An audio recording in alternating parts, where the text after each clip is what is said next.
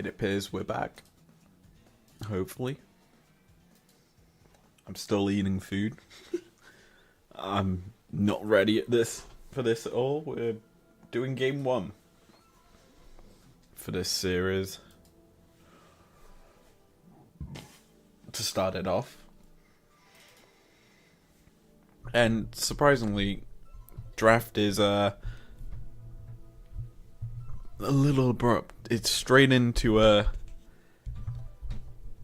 pick phase.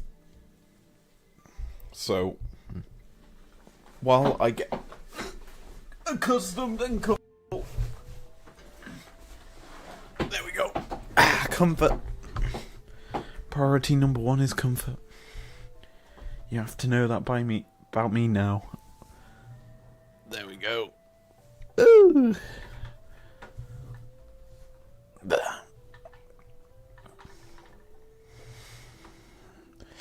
There you go. Better camera angle. So, BDS versus Team Wells. I saw parts of this series while working today. I watched it during my lunch break. And so, draft, I didn't see game 1. I saw bits of game 2 and the majority of game 3. But from what I know, game 1 is fun. So, looking at the bans that we see so far, Sedge, Vi, Xayah. I mean, jungles being tore apart. Ori, Maokai removed by Team Wells. Still big picks available. Talia's up. And I'm surprised it's up. Unless that's what this third ban is. Rel's up. Rel's available. Talia's available. Rakan is available. Quite a few big picks ready for either team to jump onto, so we'll watch this start the draft. Wow. First pick, Worthy. For BDS, they secure that for themselves. Not going to allow that to go into second phase. Renekton, going to be the pickup for Team Wells. And if that gets locked in, kind of no shocks to how they've started the draft. Very standard. A lot of strong picks across either side. BDS, Sheo, not really known for his Lee Sin, I would say. But still an option. But it's instead going to be the Darius for Adam. This is why this game is fun. Adom's Darius is an absolute menace. We've seen it destroy people. We've seen it do wonders against G2, denying them worlds, baby. Now here, bringing out on the grandest stage of them all against Team Wells is going to be a nice one to see how it does, as the response is going to be the Kaiser coming through to face off into the Ezreal that BDS have got for themselves. Kind of like this actually from BDS. With the Ezreal coming through, you've got some safety, because the rest of your team want to be going forward, going aggressive. So far, I think that is a very safe pick to go for here. I'm actually surprised BDS are the ones to ban this Sejuani. But the second ban phase comes through. Kaiser kind of still a flex, can be played mid, but it isn't as prevalent nowadays compared to bot lane Kaiser. So the bans coming through from either team, kind of interesting to see both of them removing mids. Just saying. But the pool still very wide open. Obviously, Rel is a flex between jungle and support, so I get why Wales are focusing mid, because it's a guarantor in terms of a role to be banning out. But BDS, they managed to keep their draft kind of flexible with that Rel. Not showing their support here, or their jungle in phase 1, like both of them locked in. It means that Team Wells have a bit of a difficult time coming into this second ban phase. Now, the initial lock-in of Nico kind of spells they want to team fight and do work, you've got a lot of lockup there as a whole to then initialize that Kaiser. This comp for Team Wells is very, very scary if they're able to get going and rolling. But big issue is they haven't shown jungle. And this is kind of something that I like teams to do against BDS, is counterpick Sheo. Sheo is not the strongest of junglers. In fact, I think he's probably one of the weakest Europe has ever sent. Oh, Europe. He's the weakest jungler from Europe this year at Worlds. And that's not even an understatement, because we've got Yike here, who's a rookie, but he's very, very dominant. We've also got Razork, former rookie of the split in his own right. We've then also got... Who else do we have? We've got Elyoya.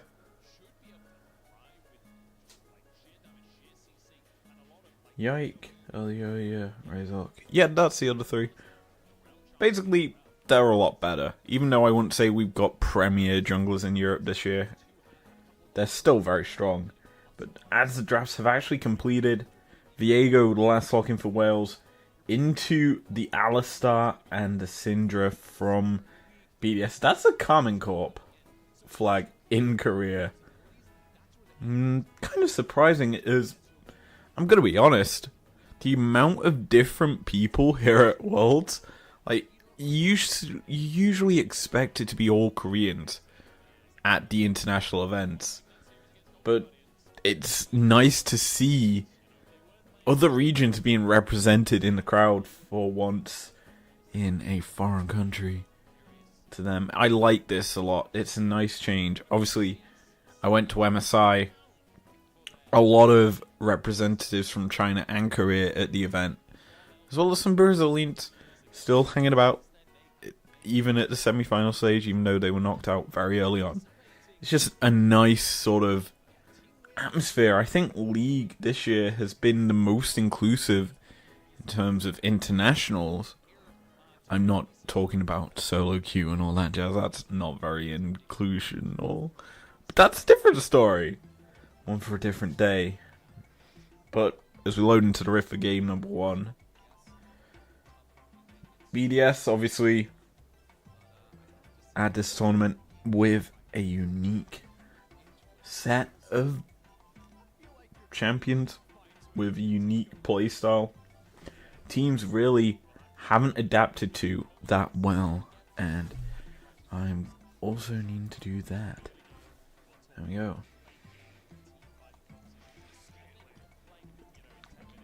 But as the minions spawn, these fans, the 5 fan from either team comes through. No real deep vision secured by either team. Is going to be a cheeky ward over the rift, well, over the wall onto the chicken camp. So Wales will spot Sheo start. Smart move by Adon to get a late ward placed down. He is going to lose a bit of pressure onto this top wave. But he's already going aggressive early, and I like this. Starting the trades early. Darius, I'd say, arguably has the better level 1. That Hemo Plague just does so much damage if he's able to stack it up fully. And he's able to do so quite easily. He has got lethal tempo, which means he is looking for the burst. And both top laners flash early. This top lane certainly is looking like a pretty sight for these junglers. And Rel and Viego both are coming up there. Rel, more specifically, has a little bit slower on a clear compared to Viego. But she's going to be up there around about the right time, I think. Level 3s. Probably where we see a gank. But BJ already roaming up. Setting up a sort of play. Sheo responds well. Obviously, Scuttle Crab spawning soon. The issue is, though, for BDS, mid lane roam, it's always going to favour Glory at this stage of the game. But dive is where BDS want to be, trying to kill off this Renekton's early game as soon as possible. Just that wave is stacking up very, very effectively as early roam coming out from Bai, who isn't going to get much as topside. It's going to be a 2v2. Flash forward coming out from the Viego isn't able to land a stun onto Darius, meaning he stays alive. And this top lane continues to be an absolute nightmare for Team Wells.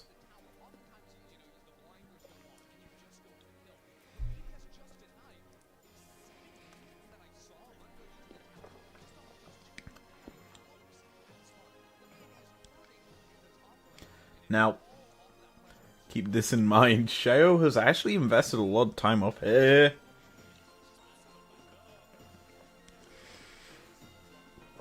Looks to catch Viego out, isn't going to land a crash down, does land a Q. Damage still is a lot more favourable to this Rel, surprisingly. Viego isn't able to do much. Darius's sums not up yet, I was looking at the Ghost cooldown. It is on halfway charge. But the fact that the junglers haven't really been able to leave the top lane is really a big thing, and it pays dividends for BDS. Sheo secures first blood off the back of Adam's early aggression. This is surprising how it's gone, because we kind of knew once Adam got that early trade in his favour, BDS was certainly going to camp it. And the fact now that Viego had to clear the top wave.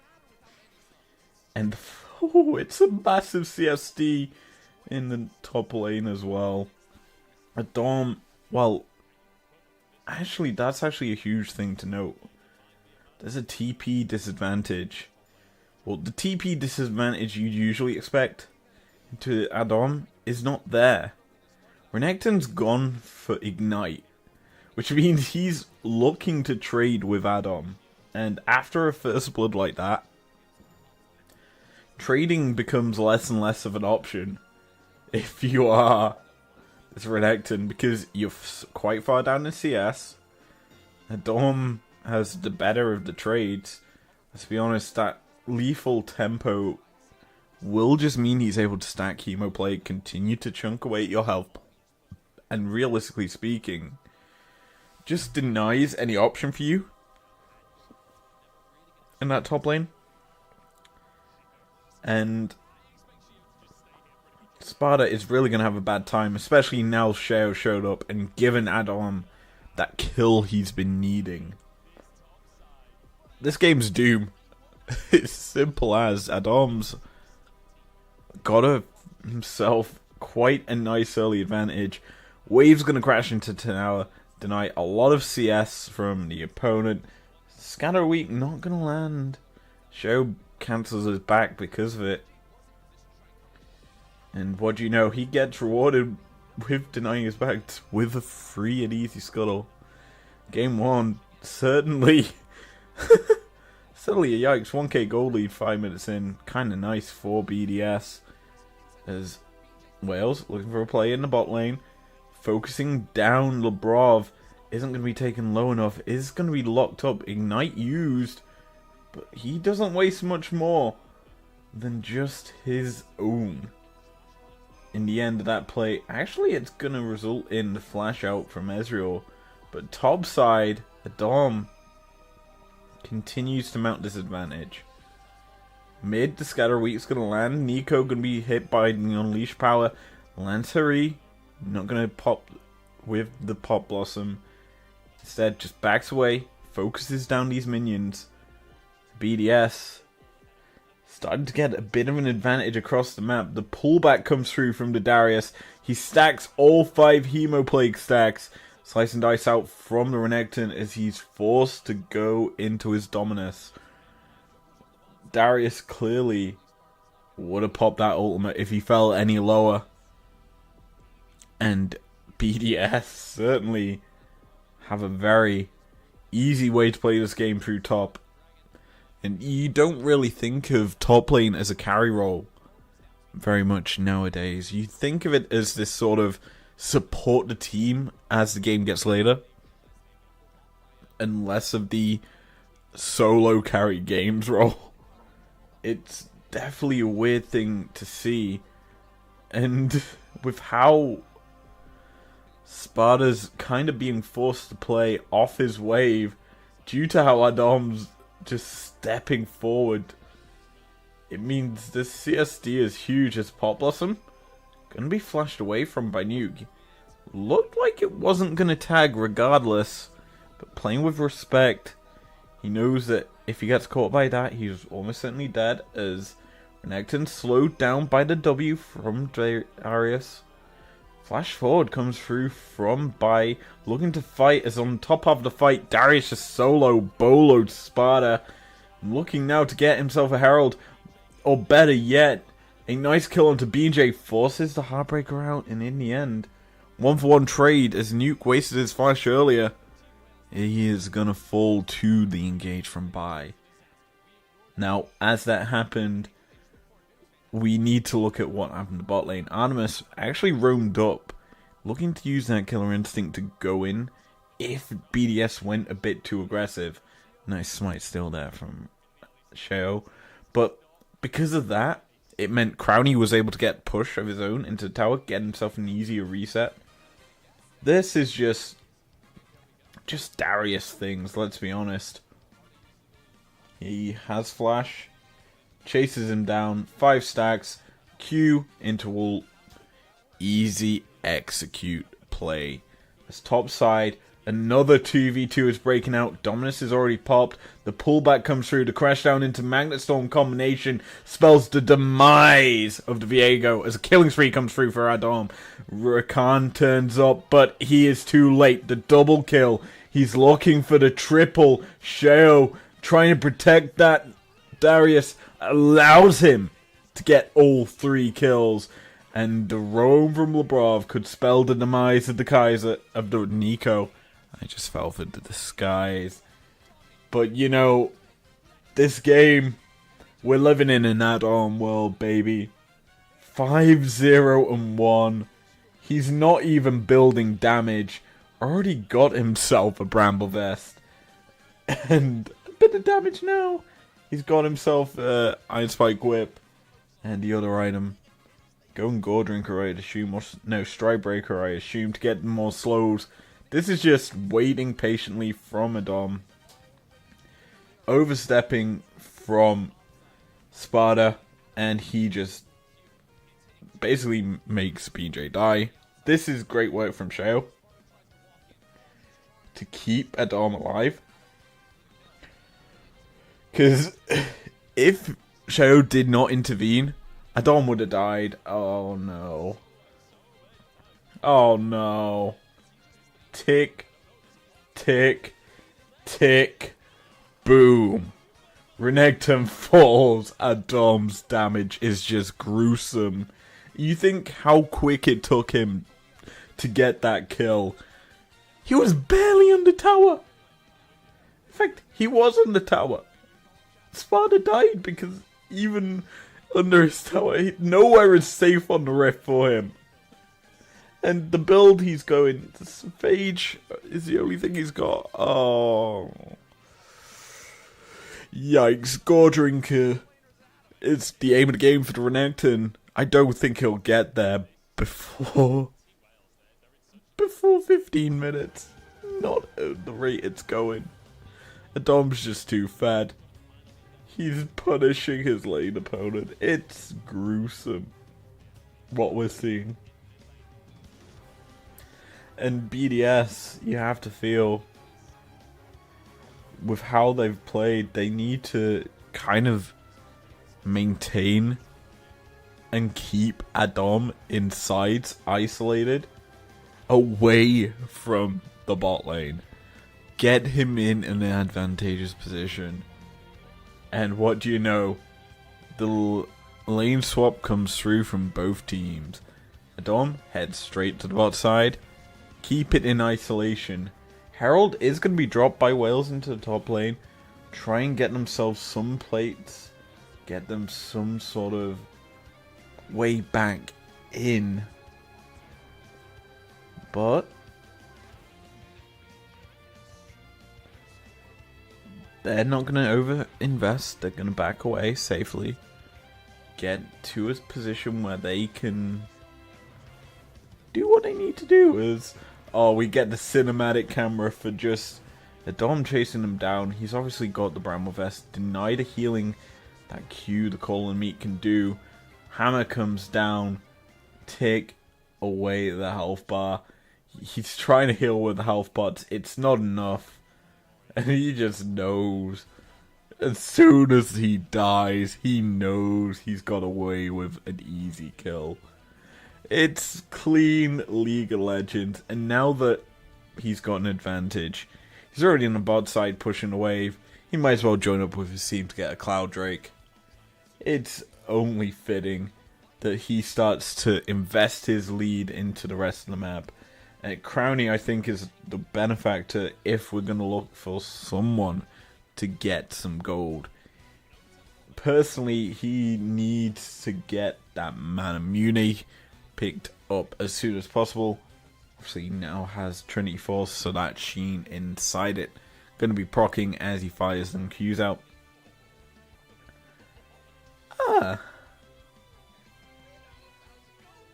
That's a nice gold graph.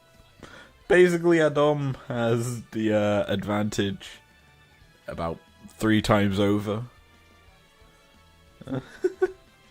Huge. It's a huge advantage. Solely on the Darius. Which, you think about it, if you want to shut down BDS, you just need to kill Adam. And don't allow him to play League of Legends. And you should be fine. Gee whiz, that's almost like me saying how to play this game. Pretty simple. How to play against BDS 101. Don't let Adam play. Great scatter weak there by Nuke, but he's caught in the side lane. And that Heartbreaker gets the kill. BDS trading though on the other side of the map, going for this Herald. And the sad thing about that play for Wales is Renekton was not involved in the execution. Only Viego and Rakan for that one. Surprisingly, Rakan's been involved in both kills Wales have. And it's not been in the bot lane. As Artemis kind of been left in isolation against Crowny. And while that's not a bad thing, you would think he'd probably try and get some gold. It's not really been the focus for Wales. And the goal's been trying to subdue or stop the flood that's happening in the top lane. Now, what I will say is, essentially there is a bit of a lead in that jungle. Shao quite far away from his first item, and he's not as farmed up as his opponent. That Scatter Week was very sexy, trying to deny BJ the aggressive path forward with the W. So you just push him back. He has, however, also got his ult still, so that unstoppable ability was always going to come through. So Nuke was pretty dead. I guess he tried to outplay it, but quickness denies any outplay. And yeah, BDS give a kill over, but they are going to get themselves at least one turret in the bot lane. Looking for the mid lane now with the Herald being dropped. Won't secure it just off that. That should probably fall literally as soon as Kaiser hits it once. Now, as we come in, that Scatter Week's gonna tag. Won't result in a kill. Now BDS stepping forward, going aggressive. They've looked to have caught out Viego, force the Heartbreaker away, and Flash. A lot invested there by Wales to get their jungler out to safety. Very minimal effort from BDS. And needless to say, looking at the items coming through, Mythic's already coming through across a myriad of roles as topside. That's a Darius in a position to kill Pop Blossom and the Unleashed power. 2 executing ults come through, equaling and a kill and assist to BDS. It's just clean map control from the LEC's team. It's Dom just providing cover. Hook into the full utility of his kit coming through. Nico stood no chance. She honestly, if she popped that ultimate earlier, still would have died. Like, the shield would not have provided enough protection. As Sheo starting to counter jungle, knowing full well the rest of his team well ahead of the opposition. 3k gold lead to the BDS squad. The French squad doing work in the World Championship right now. You know, a good smite there as well. Issue is he has just used his smite as this Mountain Drake spawns. So there could be a contest coming out from Wales. But considering the pathing that BJ has taken, they're not going to look for it. Now, with the map in the current state, soul point secured. 5 minutes until Soul, Mountain Soul, comes through to BDS. And let's be honest, it's a big soul.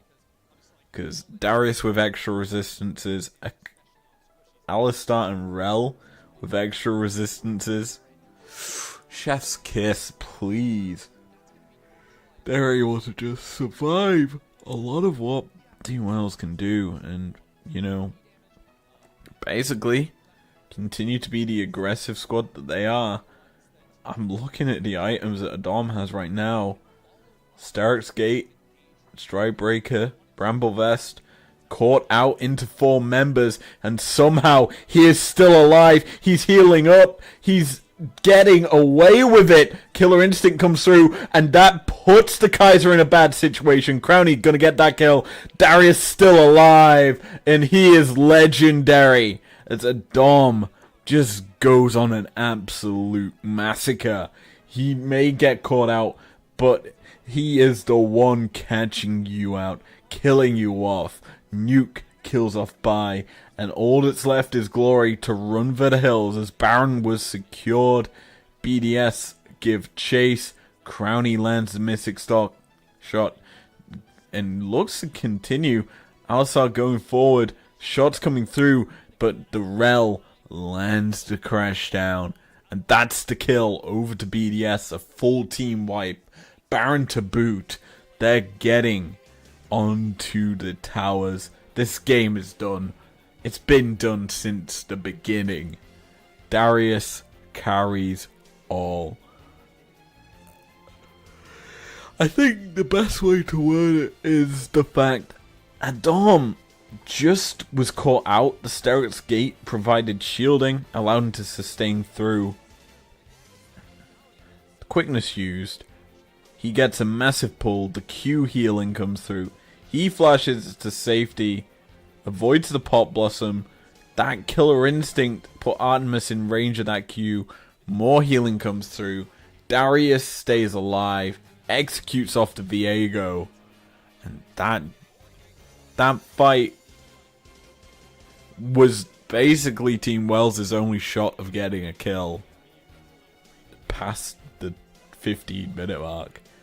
And it failed. It failed horrifically. Adam is just too fed at this stage. That inventory he's got is a bit weird, personally. Like, the Phage and Bramble Vest, but he's had that Bramble Vest for quite a long time. So he's just trying to deny this Renekton he's going against pretty badly. Pop Blossom gonna come through, not gonna land onto anyone as The Arcane Shift comes through to crash down into the Magnet Storm, locks up the Kaiser, giving a kill over to Nuke, who somehow found his way onto a rampage. Flashes being burnt as well, forced to retreat back to base. Scatter weak only lands onto the Nico clone, and the inhibitor becomes the focus of BDS. They're continuing to press forward. The True Shot Barrage tags onto 2, but it's tickling the health bars. It's not doing damage. Instead, BDS's damage is focused on the Nexus towers. It's now onto the enemies, forcing them back. Nexus Tower number 2 in their sights. They are looking to win the game within 23 minutes. The shortest game of World so far as Viego falls. Nuke is on a massacre now as Darius is not going to fall. It's actually the Rel that's staying alive. Game 1 win to BDS. Yeah. Big win. Continuing the winning ways from the qualifying series. BDS taking advantage in the series. And you know what comes next. We're breaking down Game 3. Game 2, BDS lost. And it was a long one. Essentially, it came down to ups and downs. And one misplay, BDS kind of lost out. We'll have a look-see at it in GOL. In fact, we'll look at both games in GOL. I've got a bit of things to do tonight. Namely, finish my dinner. I still haven't finished it. So game 2. 38 minutes. Back and forth. But when we got to 24 minutes, that's where the game truly ended up in Team Wales' favour.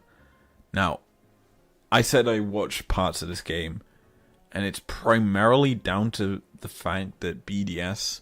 This is words coming out of the casters' mouths from game number 3.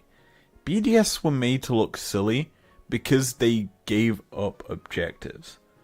They didn't contest. And that's coming from this point onwards. They gave up the objectives. They didn't fight for them. They instead went to sides, farmed up like madmen to try and match this squad. To no avail, granted. A Dom on Renekton, not one of his power picks. It's not one of the gods picks that he is known for. So, we look at the timeline. We'll look at one fight. We'll look at the 23-minute mark onwards. Because that's where the gold lead shifted to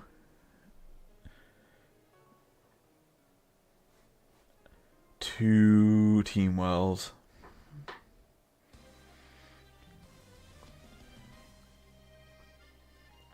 "24 minutes in. Let's go."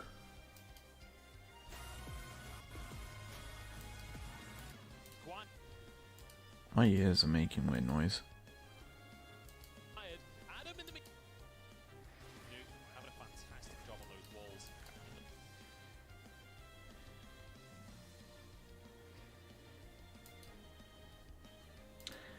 So, yeah, at this point in the game, when my escape disappears, BDS are on Soul Point.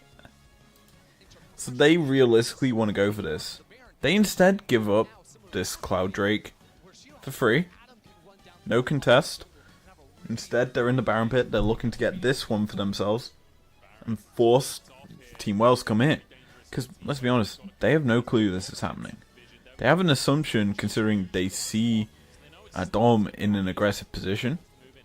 They now know it's started. It's below half its health. The Weaver's Wall comes through.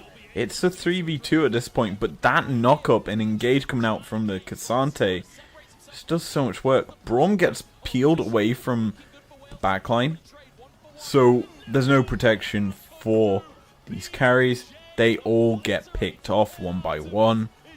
This is realistically good picks by Team Wales. All things considered, it's not a team fight. It is literal picks coming through. I also want to do that. There we go. But essentially, this team fight we watch, the section, look how it is. B&J, Bai, and Sparta are here. Massive knock-up coming out from Disu. Means that BDS can't really deal with them. Plus, with the aftershocks coming through, the health bars aren't going to be chipped away that easily. All Out comes through, pulling the Braum away. And so that means that A, no one can tank this hook. B, Kaiser poke and also Syndra poke is really going to hurt the back lane. Look, they all group up, so chances are they were getting... One of the big targets were getting hooked. It turns out it's going to be the big old show. The Rel not able to go in and peel. And yeah, essentially, just clean plays coming out from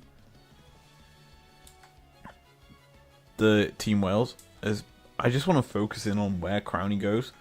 So he walks down, gets tagged by a Q3 from Cassante. Jumped on, he's focused. And while, yeah, it's technically a trade, Sparta getting killed off by a Dom. The crashdown comes through from the Viego, who stole away the Rel, who gets basically punished because the hook landed onto her. Bear in mind, all of this is a follow-up from the Cassante ult. Cassante peeled heavily, and that meant that this combo comes through. Crownie gets bursted out, the over the wall comes out and messes with the Killer Instinct. There's no Unleashed Power, that was already used, but that Scatter Weak tags onto 2 cleanly, getting the kills. Adom can't really do much, he's killed off, triple kill comes through, and BJ's in a 1v1 against a low health Talia and gets the kill. Full wipe of the board. BDS now can't really contest for a while, so Team Wells get to play aggressive. They get to just maintain pressure on the map.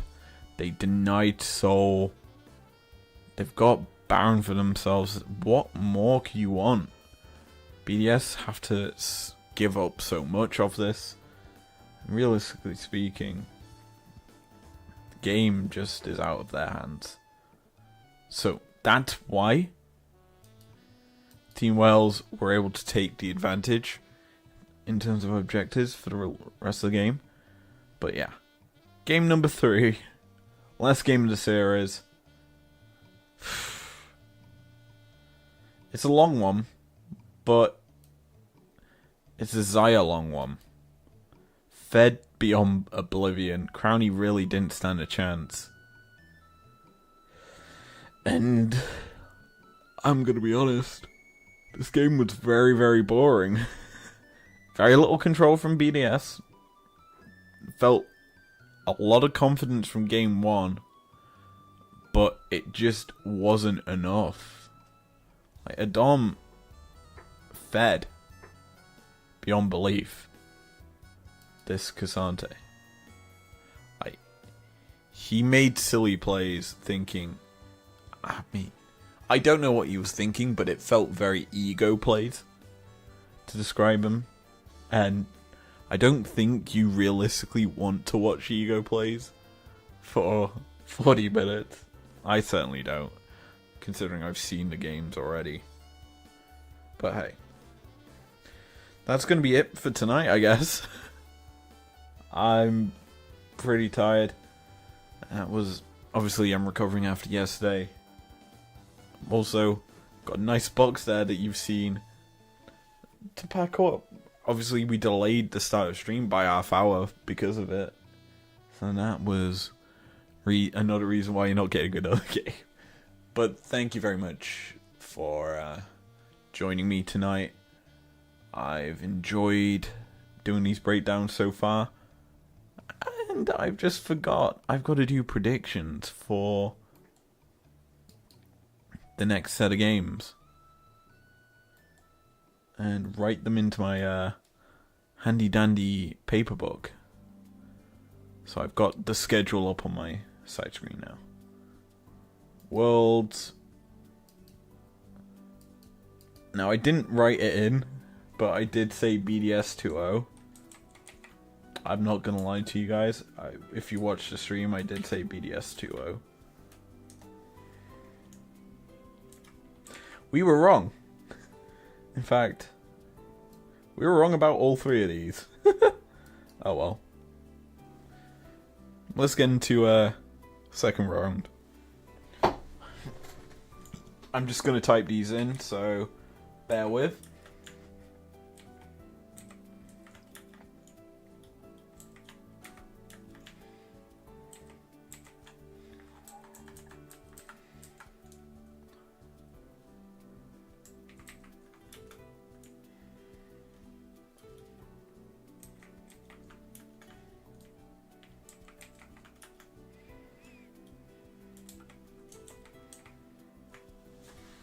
Okay, we've covered every game, technically. Maybe not watched all of them, but we've covered them, certainly. There's a lot to discuss. Now, if you heard me, you know that I got very high praise for players, as well as a lot of criticism to players. So we'll start with the first game. I'm intrigued by this. Obviously, we saw Loud dismantle Gam, who I've ranked quite poorly, let's be honest. So we might as well do the Gam R7 one. This one's a rematch from MSI. I'm trying to think of redeeming qualities for either team. But, there isn't really much. In fact, I'd be glad when either of them go, because the sooner the better is my opinion.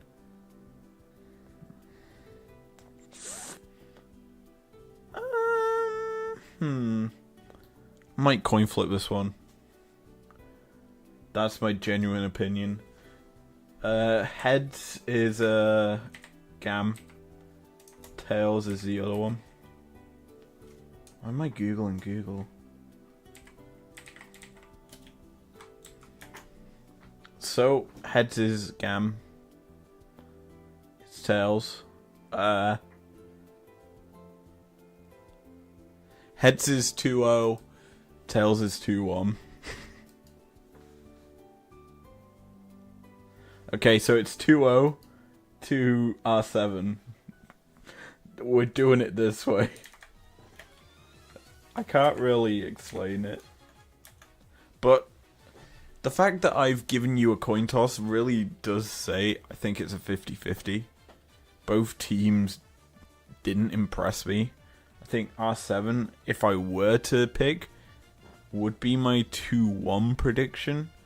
Because I think they were the marginally better of the two teams in the games. But it was bad positioning out from Gam that kind of cost them. And honestly, very little map awareness was another big reason why they lost. The other games, this one I think will be a bounce back for BDS. DFM, to me, kind of looked a bit flat. And with how the top lane matchup went, Ackerman really didn't perform. He didn't look too impressive to me. And Adam, if he's able to, don't get me wrong, if he over-egos, we see what happens. He just gets absolutely destroyed. But I think if he plays well, DFM stand no chance against BDS. Obviously, we've seen BDS all year. We've seen what they're capable of. They made it to some spring finals. And that's clearly a big thing to note. I think you have to be very careful if you are DFM not to be punished by a BDS squad. That being said, is jungle the big difference that DFM need in order to pick up a win? Only time will tell, as that game will be this literally on Friday. Oh, it's a Friday one. Fun. CFO Team Wales. CFO really didn't show too much. Team Wales had to fight tooth and nail to get their win. But PCS, VCS. PCS tend to always beat the VCS. And I know, and from what I said originally, the CFO didn't have to show too much. I think it's a 2-0 to CFO. Big fan of how they played that game, honestly. Against DFM. They played very clean once they took advantages and denied the snowballs that DFM wanted. Game number 1 then. PSG Loud. I think this is my highlight matchup from the weekend or upcoming games. It's probably the most entertaining or most enthralling looking. I think this one will be close. I think it'll be a... Well, it's got to be a 2. A 2-1. It's that sort of closeness. To PSG. Star quality, baby. It's going to be triggering me if I just have it in those. You know, I think the issue is Loud are very good. They've got names on the squad. Tinoins, Robo, Croc. And they've got a rookie in route who got a penta. Don't get me wrong, Loud are very good. But PSG, I think, are a step above. They're a little bit better. Maple, renowned across the scene as one of the best mids, like, in the history of League. Like, he's very long-standing. Longevity makes you, I would say, higher in terms of ranking as a player.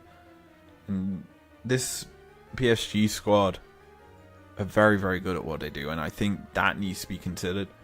It's kind of why I have to say they're going to be beating Loud in this best of 3. But with that locked in, predictions locked, I'll be seeing you tomorrow for the PSG Loud game. I can't wait. I really want to do that. Then you've obviously got the Friday games, Saturday, Sunday, into Monday. Fun.